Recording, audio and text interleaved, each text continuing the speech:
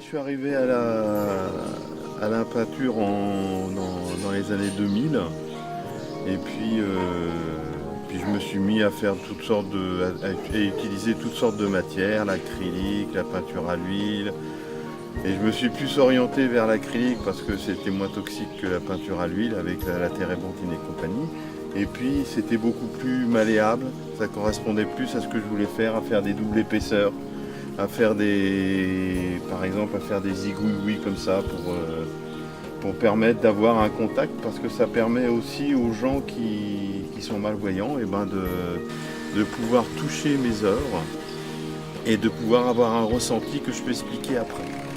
Et puis la sculpture, parce que c'est très agréable.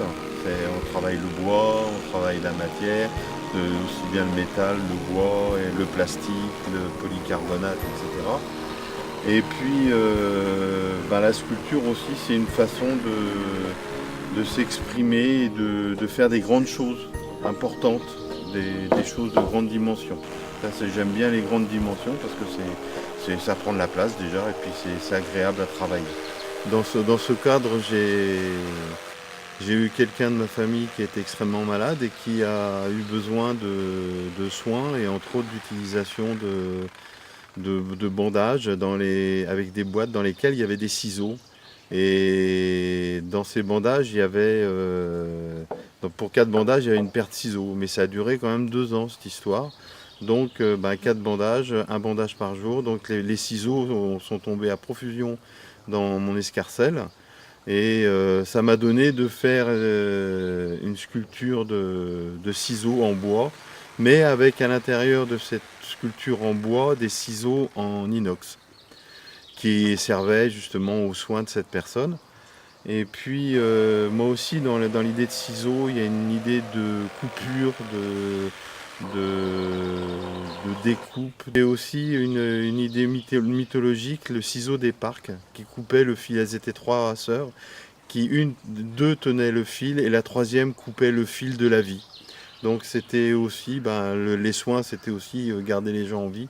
Donc là, on coupait des bandages, mais eux, ils coupaient des fils qui étaient en fin de compte la fin de vie des gens. Et comme on va tous un jour être coupés, les ciseaux seront bien là pour couper tout. Voilà en gros ma démarche pour cette paire de ciseaux. Et puis ça m'a permis aussi d'avoir des contacts avec un copain qui fait de la soudure et qui m'a permis de souder ces ciseaux en inox les uns aux autres parce que j'étais pas capable de le faire. Et ça permet aussi d'avoir des liens d'amitié et de convivialité avec les copains. Ouais, alors cette paire de ciseaux, je l'ai faite tout dans le cadre d'un festival que je vais faire au mois d'avril.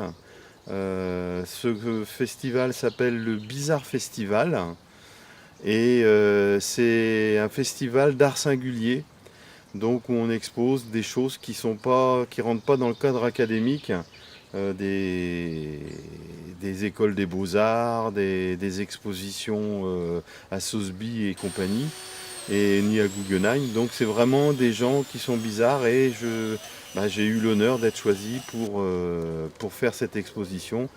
Et entre autres, ces ciseaux sont vraiment un lieu parce que c'est exposer des ciseaux en bois comme ça, personne ne... Donc ça va être fait en Belgique, à Ans-sur-Lesse, au mois d'avril.